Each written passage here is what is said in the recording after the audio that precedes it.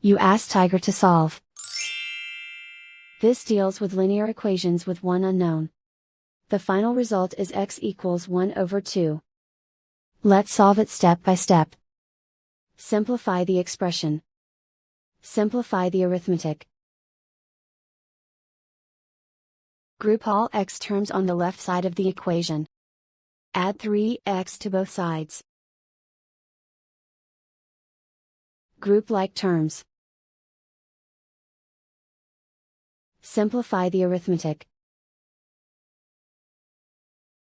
Group like terms. Simplify the arithmetic.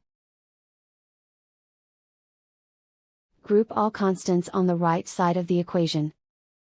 Subtract 4 from both sides. Simplify the arithmetic.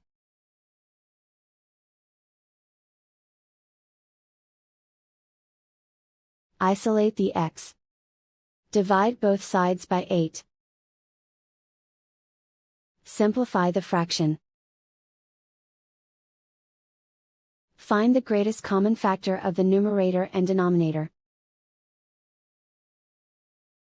Factor out and cancel the greatest common factor. And so the final result is x equals 1 over 2.